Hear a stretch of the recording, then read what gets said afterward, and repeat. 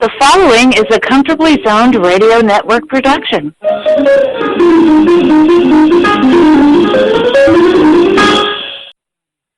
Thank you, Tally Olson. I am Ralph Tycho with the Comfortably Zoned Radio Network, and it's my privilege to introduce the maiden voyage, if you will, of Bay Area Press Box in the Zone with Michael Duca and Jerry Feitelberg. Take it away, Michael Duca.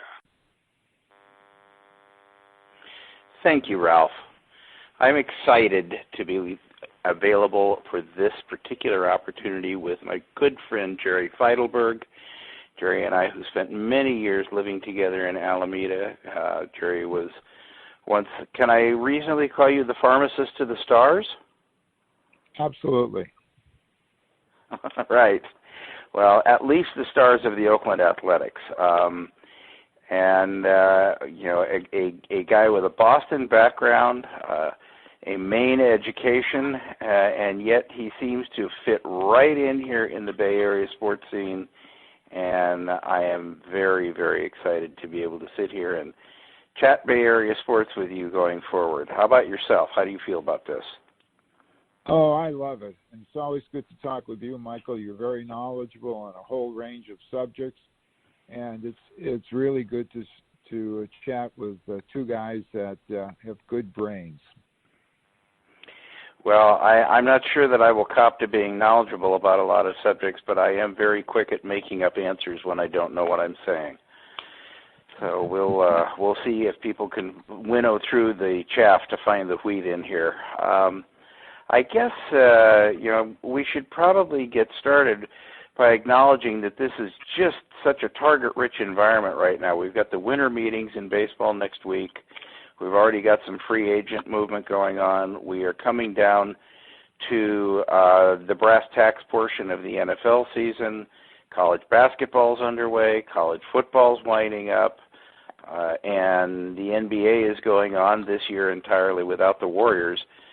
So it's hard to decide where to go first, but let's start topical, and let's start a little bit with Tim Ryan, and a guy that I have worked with in the past in the press box at Levi's Stadium, and a guy who has a massive handshake, a massive grip, and an equally large personality, which might have gotten the best of him in a 22-minute stint on the radio this week, Jerry.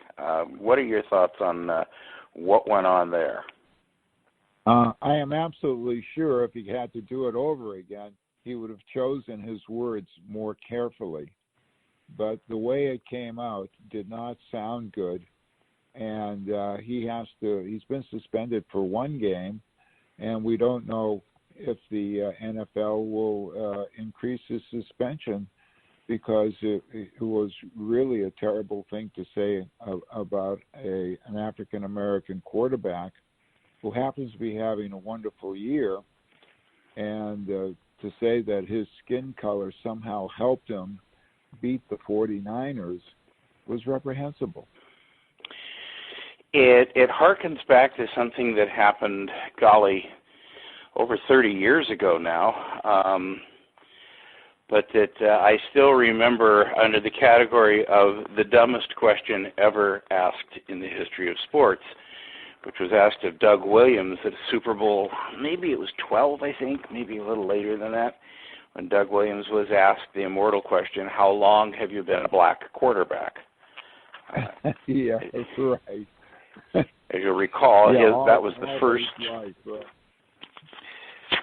But you and I chatted about this a little bit off the air, and while I thoroughly agree that this is a reprehensible outcome and that you have to be extremely careful about this sort of thing, we also talked about how your choice of targets in the conversation can change the conversation.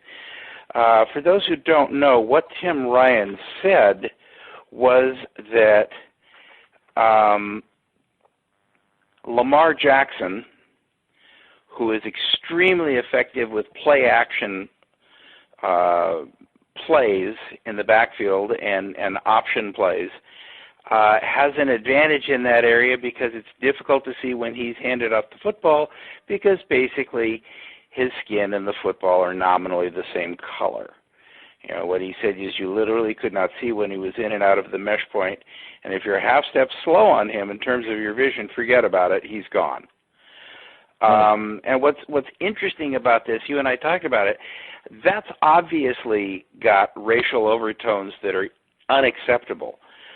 But he could have gotten a very similar concept across maybe in a very different way by talking about the fact that it's more difficult for, let's say, Jimmy Garoppolo or anyone else out there who is a Caucasian quarterback to hide the play action because of the contrast on the football. It's easier to pick up when the football's moving away from them. Or he could have just simply said he's extremely deceptive. Well, I thought that's what I thought about Jackson when I saw him play the week before. That he handled the ball beautifully. His faking was good, and it kind of reminded me when Colin Kaepernick was running the option with the 49ers in 2011 or 2012, and he would fake and then he'd either hand off or carry the ball himself. I think Lamar Jackson does it a little bit better than Colin Kaepernick did, but it's one of the things that quarterbacks can get away with early in their career when they're doing it until the NFL catches up with them, as they did with Kaepernick. And I think eventually the NFL will catch up with Lamar Jackson on the option. The defenses are just too good. So it might work for a while. We'll see how it happens next year or the year after. But right now it's quite effective. And as I said, the option, the pro system does not really like the option. It works for a while, but they will catch up with Jackson eventually. Well, what I found particularly interesting was the report that Dr. Harry Edwards, whom we all know, sociologist, civil rights activist, and actually a consultant to the 49ers who lives here in the Bay Area, he listened to the radio clip, and according to the Chronicle, it says that he was particularly troubled that Ryan's comments perpetrated and perpetuated the bigotry involving black players and, in particular, the quarterback position. And his email said, I note him, and he is not of a maleficent mind relative to these type of issues. But, of course, that does not mean that he gets or should get a pass regarding his comments on Lamar Jackson and assigning any dimension of Lamar's undeniable brilliance at quarterback to his skin color. A raw and sensitive assessment and assertion not only because it is profoundly obtuse and ignorant on its face and carries implications that I'm certain were not intended, but because skin color has been such a factor in rationalizing denial of black athletes' opportunities to play the QB position over most of the NFL's 100 years of existence. But again, no less damaging than the fact of Tim's sentiments are their implications. In a game that is so competitive and where winning edges and even slight advantages tend to be critically important, if not determinant, are we really to believe that white quarterbacks are at a strategic disadvantage? Should the 2020 NFL player draft select for dark-skinned athletic QB prospects in search of the next Lamar Jackson? Or maybe this puts a premium on quarterbacks, irrespective of race, who can play well wearing the right color gloves that will give them the right hand hue to camouflage the football on handoffs. Edwards called the incident a learning moment, hoped Ryan would apologize, and put the comments behind them. And then, Edwards said, let's move on. Jimmy and LJ could very well lead their teams into the NFC and AFC playoffs, respectively, and perhaps even the Super Bowl. And the color of the hand that handles the football, in contrast to who is simply the better quarterback, will be of absolutely no consequence. So, probably our foremost recognized expert on the effects of these kinds of statements seems to have said, while hurtful, it was inadvertent, and we shouldn't probably overreact. Well, I like that assessment, and I think we should move on. But nonetheless, it was said, and Ryan does have to pay a price for what he said because words do matter, and there are consequences for the words. So if he suspended a game or 2 games or whatever it is, maybe that's the appropriate punishment and an apology. Couldn't agree with you more. How did you feel about the game itself? Oh, I was pulling for the 49ers to win on the road.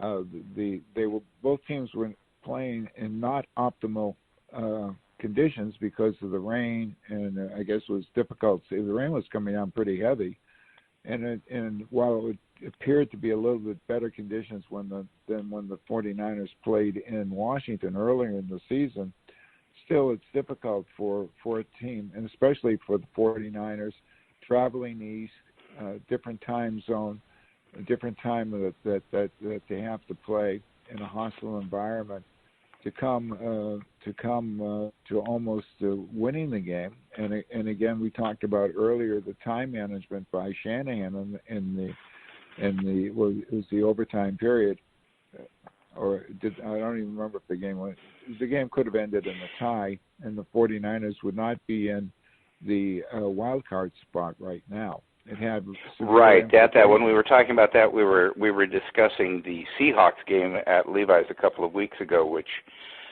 for inexplicable reasons, the 49ers with the ball and a tie in hand and the ball around their own 40-yard line with a minute and 20 seconds left on the clock, threw 3 incomplete passes instead of either running the ball and accepting the tie, knowing that that would give them an advantage over the Seahawks that could not be overcome by losing in Seattle at the end of the year. And they chose instead to throw the ball 3 times, which was vaguely reminiscent of a Super Bowl against those same Seahawks back a few years ago, wasn't it? I'm sorry, it was an NFC Championship game, wasn't it? Yeah. Where they threw 3 passes from the 4-yard line and never managed to get one completed. Yeah, and Richard Sherman put the kibosh on Michael Crabtree, if you recall, on the last play. Yes. Yes, maybe they thought that Sherman was the key to that, and that with him on their team now they could throw the ball. But it seemed like there were, like this is the one area where Kyle Shanahan is going to need to up his game. And I'm not sure how you do that, whether he sits down with his dad in the off season and does some intense training on how to handle clock in the last 2 minutes, or whether he needs to have more conversations with his offensive coordinator about play selection at that time. I'm not sure where the ultimate responsibility lies here, but you cannot watch your team go out and leave it all out on the field for 59 minutes and piddle it away with bad decisions in the last 60 seconds of the game. Yeah, exactly. If again, and they've lost 2 games by a field goal. They could theoretically be 12-0 or 11-1, 11 or 10-1-1, something like that, rather than being 10-2 and in the wild card spot. And they have their work cut out for them because they have to play New Orleans on Sunday, and then they go up to Seattle for the final game, and they have to play the Rams. So they've got a tough road in the last 4 games or 3 games. They do, and this was a very, very costly loss. It dropped them from the number 1 seed in home field throughout the playoffs all the way down to the 5 seed, having to go to Dallas to play currently a 6-6 Dallas team in the first round, and not getting that first round bye, which, when you look at the number of injuries they've had on their offensive line, I'm pretty sure that by the time that rolls around, they'd like to have that week off. Oh, I'm sure. Oh, for sure. Absolutely. So it will be interesting to see how the Niners perform down the stretch, and we'd all would like to have them have the home field here in Santa Clara. It's not the same as Candlestick, in my humble opinion, but I used to love the Candlestick, the home field advantage. Teams hated coming in here to play in the wind and threw the kicking game off, but that was then. This is now, so we have to live with it. Anyway, what else do we got on our? Can we talk about the Warriors for a while? Oh, do we have to? Okay. Oh, sure. There's always a silver lining. You know, all their players are out. They got a couple guys back last night. They Kevon Looney and D'Angelo Russell played. The result was still the same. But I'm seeing some bright spots, especially from Eric Pascal, a young man who's 23 years old, got a college degree from Villanova, seems to be very mature. He's averaging 17, 18 points a game, and it looks like he's going to be a fixture in the Warrior lineup in the future, either starting or in the second unit that goes in when the Warriors get their stars back. And I think he will perform well. Another surprise to me has been Kai Bowman and his production. He's been a real bright spot. He was undrafted. He's a two-way player, and they're going to have to figure out what to do with him because he's only got 45 days, and he's used about half of his time in the NBA so far this year. Right. So he's going to come due in January. Yeah. And they've got Kevon Looney back, and he had to sit down the other day in his first game because he got tired. He's not really in basketball shape yet, but he should be. And again, I don't know if he's going to be the starter or the second unit guy. Willie Cauley-Stein he's okay as he'd be a backup center on the championship teams when they had, the guys like JaVale McGee and Zaza Pachulia and David West. Cauley-Stein, he's not a guy that you could say was like DeMarcus Cousins in his prime, but he's a good backup. Glenn Robinson has been okay. Alec Burks has been okay. Those guys would be good guys, 8 or 9 on the squad, and they can if they get hot, they can play. So they do have some bright spots, and I don't know what they're going to do with D'Angelo Russell. I have no idea. And again, if they get a draft choice, they're talking about if they get lucky in the lottery, they're talking about this big guy, Wiseman, the 7'1" guy. Again, I think he's in Memphis. If they get a chance, they'll draft him and rebuild around Wiseman and Klay Thompson and Steph Curry and Draymond Green. And the thing that you have to keep in mind is that those last three guys are getting old. Draymond's going to be 30 next year. Steph's going to be 32. Klay's going to be 30. So they're getting up there in basketball age. Yeah, I remember that even back in the day, Jerry West played up to about age 40, and that was back before guys knew as much as they do now about nutrition and being able to maintain yourself in the off season. I think that those guys, as long as they don't suffer catastrophic, irrecoverable injuries, probably still have 7-8 good years ahead of them, which is long enough to create a second phase to the dynasty. Sure. I think the most interesting thing that's happened to the Warriors isn't really the injuries and the loss of the obvious players. I think the most irreplaceable guy has been Andre Iguodala. And losing Iguodala strictly to money concerns, strictly to the fact that they got stuck under a hard cap when they traded for D'Angelo Russell, has created all sorts of issues for them. But I think more important, if you look down the road, is there another talent comparable to Iguodala in the NBA that they might be able to set their sights on going forward? Is there another lockdown defender who can also run the second unit? That's a great question. I don't know. I don't know. I can't think of anyone at the moment that had Iguodala's unique properties. There might be someone out there, but boy, he was magnificent on defense. And remember, in the first time they won their championship, when they had to go small, he was the MVP of the finals. That's MVP of the finals because he played lockdown defense on LBJ. Yeah, and he has long arm. I just think that he is, I mean, I understand that Warriors fans appreciated him and appreciated his contributions, but I don't think anybody really understood exactly how perfect a fit he was and what an important piece he was. Yeah, I agree with you on that, boy. I miss him. And he had a great personality, and he knew the game. His basketball IQ was off the charts. He's a very smart guy anyway. He's very, very He's a smart guy who basically gave you an extra coach on the floor. Yeah, exactly. He was really something else. And financially, he's going to How do many very, times very well.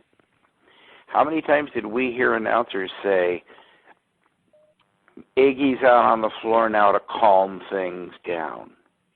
Yeah, exactly. Yeah, I mean, and it was like that. He was like pouring oil on troubled waters. He just, he'd step on the court, and immediately he was the adult in the room, and everything kind of switched over to his vibe.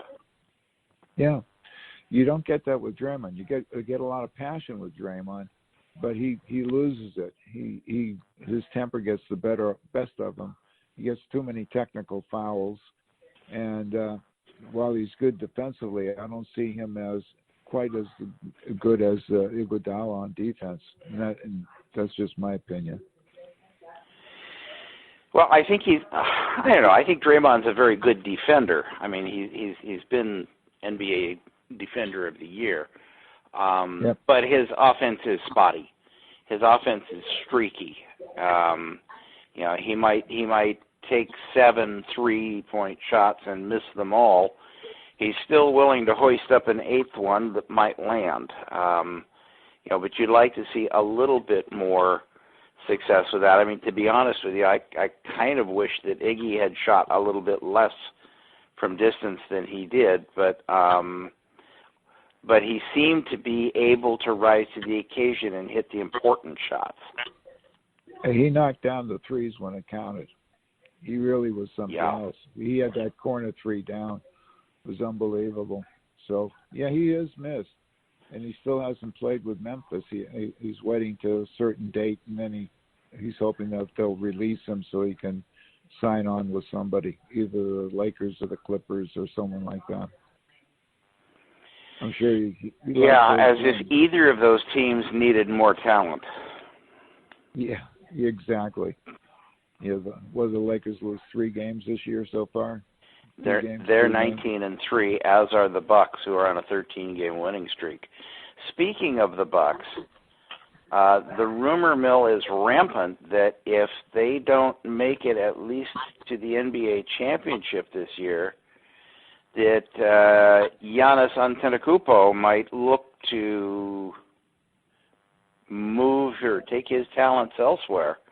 And I'm sure that the Warriors have had many conversations about that possibility and are fully prepared if that happenstance should occur. Well, the thing with Giannis is he's playing in a very small market, and he probably doesn't get the attention nationally that he would get if he was playing in the Bay Area or New York or Los Angeles. So that's and of course the Warriors are in dire need of a center like Giannis. So there's been a lot of speculation that they would go after him, and it would help fill up Chase Center, make sure that the seats were filled up. You're noticing that there are a lot of empty seats now at the Warriors games. They're sold. There are empty seats. They're sold, but they're unoccupied. Right. And so you go in there and it's not a full house. I don't know if that affects the players, but when they had the championship years, they had 40,000 people on the waiting list. I bet you that's probably been cut to about 10,000 right now, because nobody wants to go see a team lose. But a lot of fans think that the Warriors will be back when they get their stars back. Oh, I do too. In fact, I did a game. I was there working for the Oklahoma City TV crew, and their lead broadcaster, who grew up in the Santa Rosa area and, as he freely admits, grew up a huge Warriors fan, he said that this year is probably the best thing that could have happened to the organization, because they are forced to find out what they've got with their young talent and forced to develop it. You get guys like you mentioned, Eric Pascal, and and some of the other guys, even some of the younger guys, are getting an opportunity this year that might have taken them 3 or 4 NBA seasons to accumulate the same number of minutes and the same number of learning opportunities. Plus, they are the primary, if not almost the sole focus of Steve Kerr and the whole coaching staff. So they're getting a crash course in NBA level development that will be invaluable to this team going forward, I think. Yeah, and they got 2 guys I forgot to mention, 2 bigs, Omari Spellman and Marquise Chris. Spellman, of course, played with Eric Pascal on the Villanova championship team, so they go way back. And he dropped 50 pounds over the summer, and he is really playing very, very well when he goes in there. He's a big body, and he gives them some presence on the boards. Chris is a bit bigger, a little taller, and he's got a good outside shot. The guy can make threes, and when he's improving too, and he's bounced around. I think this is his 3rd or 4th NBA team, but he's only 22 years old. And if they can develop him, they'll have a presence. So those are 2 bright spots too that I forgot to mention. And it remains to be seen how they view Chris, because if they decide that they want to keep Kai Bowman past the 45 days at the NBA level, they're going to have to move somebody off the roster. They only have, I think, $365,000 or $375,000 of cap space available. Yeah. And you can't sign anybody for that. Yeah, I know. I've been kind of disappointed with Jordan Poole's shooting. He came in. He was the 28th draft pick out of Michigan. He had one good game where he scored 20 points, but he's been inconsistent on his 3-point shots have been off. I think he's shooting around 20 or 22%, and his overall field goal percentage is around 28%. And he has to improve on that if he's going to stick with the club too. But they may have a. True, but if you use a first-round pick on somebody, you're not going to give up on them in January. Yeah, for sure. Yeah, so Chris is. I don't know if they could hide him in the G League or do something, but that hard cap is killing him. It's absolutely killing him.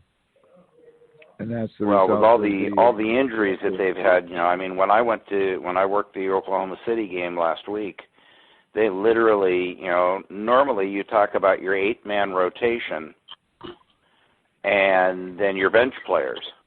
Well, their 8-man rotation was all they had. And their 8-man rotation was set by the fact that they only had 8 players. That's a tough row to hoe. Exactly, and they get tired. They're human beings. They get tired too playing. And some of the guys they folded one game. I forgot which game it was. Was it against OKC? It looked like they were going to win it, and then they just folded down the stretch. They scored 14 points in the 4th quarter and lost the game. Yeah, what happened? I worked that game, and the last 7 minutes of that game were everything that I hated about the NBA for 25 years before Steph came in. There was no spacing on the floor. There was no ball movement. There was a whole lot of isolation, and If I wanted to watch James Harden play basketball, I'd just get NBA 2K20. Yeah. Our other team, our other winter sport team, got off to a poor start. They had started miserably, but now they're over 500 and playing better hockey. That's the San Jose Sharks, and they're a couple points away from making into the if the playoffs were to start. They're not too far away from a playoff berth. So what you No, they've won. Haven't they won 11 of their last 14? Something like that. Yeah, they've been very good. They lost to the Capitals last night or the day before. But, a lot of people lose to the Capitals. That's the best team in the NHL. Yeah, but looks like I think that they're going to make the playoffs. They've upped their game, and they lost Braun on defense. They lost Pavelski, which was a huge loss in my opinion. He was a 35 goal scorer every year, and it's tough to make up those guys that can score goals like that. Well, not just a 35 goal scorer, but he was your team captain also. Team captain, team leader, yeah. And he was a go-to guy in the locker room. He was quiet. If you interviewed him post-game, you better be in the front of the scrum, because if you weren't going to hear his comments. He was very soft-spoken, very quiet, very deferential. None of the pugnaciousness that you tend to expect from a hockey player, but he's a solid player, and he is sorely missed in that locker room, more than he is on the ice, I think. Oh, they picked up Patrick Marleau, but he's 40 years old, and I know he's a good goal scorer, and he gives them whatever he can. So they got a couple of old guys, Thornton and Marleau. And, well, based on Gordie Howe, Patty's only got 14 more years in him. There you go. Yeah, I remember seeing Gordie Howe play. I remember terrible Ted Lindsay coming back after being retired for a year or two. I saw the Red Wings play the Boston Bruins, and he got booed as soon as he got on the ice. He had something like 100 stitches in his face over his career because they didn't wear helmets in those days, and they didn't have the face mask, and he took them on. And he was real old school, as was Gordie Howe. They were just the Red Wings were great in that era, but the Montreal Canadiens were a little bit better. But well, the Canadiens, the Red Wings, I mean, in those days, you had the Blackhawks with their first line that was impeccable. Yeah. With Bobby Hull and Stan Mikita. And then you had the Red Wings, who were kind of the Philly Flyers of their day. They were not just the plotters, but they were the enforcers. They were the physical team. There's a reason that a 5-minute major is part of a Gordie Howe hat trick. You better believe it. And then you had the Montreal Canadiens, who to me were kind of the Golden State Warriors of the NHL at that time. They were just speed and grace, and you could try to hit them and you could try to knock them down, but you almost could never get in front of them to do it. No, they were too good. They had guys like Jean Beliveau, Boom Boom Geoffrion, Maurice Richard, Henri Richard. Guy I can't think of. Harvey was the defenseman. They were magnificent. They had guys like Guy Lafleur. Guy Lafleur, who blew me away before he ever got to the NHL, when he scored 100 goals in juniors hockey. I mean, they only play 40 games. It was a mind-blowing feat that he pulled off. And of course, guys like Patrick Waugh. I mean, they had great goaltenders. Yeah, Rogie Vachon was goaltender for them for a while before going to L.A. Ken Dryden was great for them. They've just been magnificent over the years.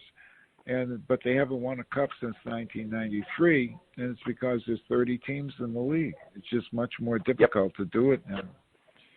So, you know, exactly. Of course, the Red Wings had that great stretch where I don't know how many cups they won, but they had all the Russian players, and but now there are other teams win. Occasionally, the Rangers will win. The Bruins made it to the finals last year. They're doing well this year again. Whether they can win the cup we'll have to find out later in the year. The Vancouver Canucks have made it to the finals but haven't won the cup. Our Sharks made it to the finals once, and they were sorely outskated by the Pittsburgh Penguins. They lost the series 4-2, and it wasn't even that close. The Penguins were the Penguins just skated by them. And I think Doug Wilson realized they had to get speed, but I don't think he's done much to improve the team in that regard. But we'll see how it plays out against this year. You know, the Blues, last year the St. Louis Blues were what? They were in last place in January. And then they fired the coach, and then they won the cup, and they got hot at the right time, and they really improved. Yeah, and they won the cup under an interim coach. He didn't lose the interim tag until he hoisted the cup. Exactly, and they're doing well again this year, and they have to be a favorite in the Western Conference to go all the way again this year. So we'll see. We'll see. All right. Well, let's do one quick more segment here because I've got to scoot before 4:00. But let's talk a little bit about what do you expect, if anything, the Giants to do between now and the end of the winter meetings, which for our listeners, the winter meetings are in about 4 days as we record this. They start on the 8th. Yes, it appears that the Giants have absolutely no interest in re-signing Madison Bumgarner. So they're going to lose their best pitcher. They let their best outfielder go. They did not tender him a contract. That was Kevin Pillar, who came over from Toronto and played very, very well. And he's not that old. I think he's 31. And he certainly could have given them some outfield help. So it appears to me that they're going to go total rebuild next year. I don't think they're going to cut Buster Posey adrift next year or trade him. But I hope they don't. My thinking is that they will keep him as the centerpiece for a while. They may trade Belt. They may start to look for players at shortstop to replace Brandon Crawford, who may have lost a step. Longoria looks like he's on the downside. They don't have a second baseman, and the outfield is unsettled. So they're in total. Well, I will urge you to take a step or two back from the brink there. I mean, if they either have a second baseman or they have a shortstop in Mauricio Dubon. Yeah, okay, that's true. But there are some guys out there that they can get. And I don't know if they have anything left in the tank. Jason Kipnis is a free agent. He might want to come out here, see if he can resuscitate his career. Didi Gregorius is assured they may not want to pay that kind of money for Gregorius. Gregorius may sign with the Phillies. But there are players out there. Travis Shaw, for example, did not have a good year with Milwaukee last year. So they may want to take a flyer on him. He played great for Milwaukee the 2 years previous, but last year was an off year. So they may have to go to the Billy Beane model of finding guys that are undervalued or that had value, that had off years, and want to resuscitate the career. That's been the success model for Oakland. And Oakland traded their second baseman, Profar, to the Padres, and I don't know who they're going to have fill in at second base next year. Well, they've got their two prospects, both of whom are out of options that they're going to have to look at. Jorge Mateo and I'm blanking Barreto. On the other guy, but Franklin Barreto. Thank you. Yeah. One of those guys is going to be thrust into the position, and the other one will probably be a platoon partner for him. Yeah, it's an interesting situation that the Giants find themselves in. I mean, yes, you want to force feed the young kids, and yes, you want to get them ready to come up and play. At the same point in time, it's just it's becoming very difficult, I think, for fans to identify with this team because they just don't know who's there, who is the face of the franchise anymore. I mean, if you can't find a home for a Madison Bumgarner on a team, if you don't have room for, I mean, I can understand if you want to try to move a Brandon Crawford or even a Brandon Belt, but you have to have room for some sentiment. You have to have something that provides emotional continuity between, to bridge the rebuild between successful years. And I don't think anybody epitomized that period better than Bumgarner. I know that Timmy was a huge fan favorite, but Bumgarner was Mr. Reliable. I mean, you just knew every fifth day, whether you got a win or not, you were going to get a performance worth paying money to see. Yeah, right. And the 2 years that he was injured, he wasn't the same after he came back. But last year he rebounded. He gave him a lot of innings and looked like he was the old Mad Bum, but he didn't have a team behind him. So it's hard to evaluate how good he was or how bad he was. I've never been sold on Jeff Samardzija. They're paying him $18 or $20 million a year to be a .500 pitcher. Johnny Cueto's coming back from Tommy John surgery. If those guys perform well early in the season and the Giants are going nowhere, they'll probably trade them and get some prospects to continue the rebuild. So possible. That's what I think. Possible, yeah, but the flip side of that is if those guys are going well, then the team probably is too, because that's at least 40% of your rotation. Yeah, but who's the other three in the rotation? Tyler Beatty didn't impress me last year, although his manager, Bruce Bochy, thought he had potential, but again, he said he has to be more consistent, and that's the wrap on Beatty. But Beatty needs consistency and he needs maturity. But I will tell you this: I have talked to baseball people who tell me that really nobody else in the Giants organization and very few pitchers anywhere in baseball have the quality stuff that Beatty has, and it's just a question of whether he can harness it mentally. Yeah, that's part of the problem. That's been his problem. Well, all right, so you're expecting a quiet winter meetings for the Giants and a relatively quiet off season. I'm hearing strong rumors that they're going after Castellanos, and it would not surprise me to see them sign a veteran pitcher who might be available.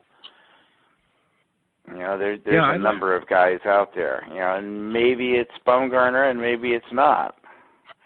I mean, who knows what people are offering him at this point? He may be, he may be looking at Cole Hamels' $100 million deal and figuring, well, I should be worth that. Or he may be getting a lot of 1 and 2 year offers because, as you said, he's coming off a couple of injury years and he really hasn't shown that he's back to the level he once was. Yeah, we don't know. And if he's looking at a prove-it year, you might as well do your prove-it year in a ballpark you know how to pitch in.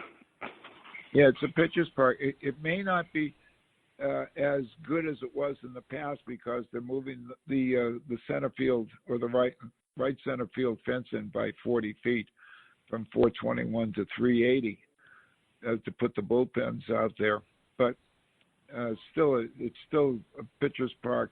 It's still hard for right-hand hitters to hit home runs in this park. It's hard for left-hand hitters to hit home runs because the wall, how high is that wall? It's 27 feet, something like that. It's hard to hit a home run in San Francisco. So it still will be a pitcher's show, no question about that. I thought Nick Castellanos, if they get him, would be a good fit for this ball club. I liked him when he was with the Tigers. He was a pretty good ball player. Still is a good ball player. Yeah, the one thing that suggests to me that maybe they're not going in that direction, either they know a lot more about Steven Duggar than I do, or the one thing that Castellanos does not bring with him to play is a glove. He's just not a good outfielder. And to have walked away from Pilar, who could cover up a lot of the deficiency of a player like Castellanos, is interesting to me. Of course, even though Kevin Pilar wrote a lovely thank you note to San Francisco fans, there's absolutely nothing that prevents the Giants from negotiating with him and signing him back. They just were not interested in going to arbitration with him and seeing him earn $10 million when they knew that he wasn't going to be a full-time player next year, because they want to look at these younger players. That doesn't mean that they want to walk away from him. It just means they didn't want to pay him the equivalent of $15 or $16 million a year by paying him 10 to be a player for 60% of the season. Yeah, I can see that. And of course, if he goes out in the free agent market and there are no takers, he might be receptive to something that the Giants have for him, to their offer. So it's very possible he might come back. We'll see. That's all we can do is wait and see. We'll have more to talk about next week. We'll see some movement of the players. There were a couple of free agent signings with Zach Wheeler and with the Phillies, and Cole Hamels with the Braves. And there should be some more movement before and during the winter meetings. Right, and I should correct myself before people call in and want to throw pitchforks at me.